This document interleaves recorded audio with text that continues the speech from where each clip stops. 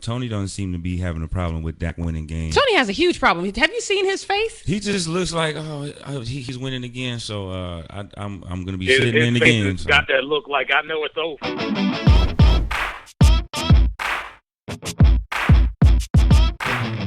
So let's pretend like this is your team. Let's pretend you own and operate the Dallas Cowboys. The November 1st trade deadline is quickly approaching. What, if any, moves would you make right now? That's a very tough decision. But if I go out there and I'm shopping Tony Romo and I can get that money off the books, and you have a buyer, take a look. I'll use the Sam Bradford trade as an example. Mm-hmm. I thought the first round draft pick was way too much for that guy.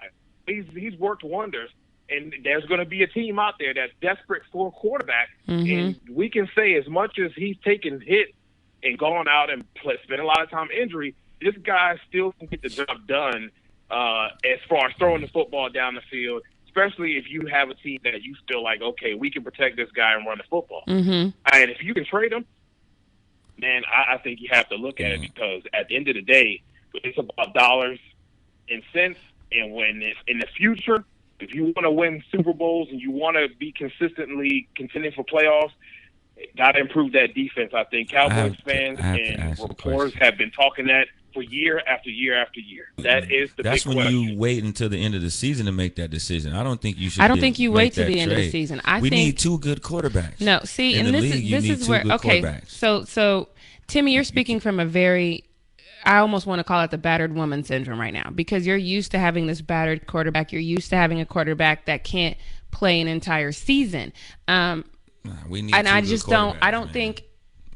I wouldn't trade him just yet. I wouldn't trade anybody just yet. Okay, but why though? Because even if you don't trade him, even if something happens to Dak and Tony comes in, you're counting on that Tony's not going to get another hit that's going to put him out again. This football. This is what happens. You don't bring anybody else in at this point. Can I tell you something? You know what the definition of insanity is? Doing the same thing over and over and over again and expecting a different result.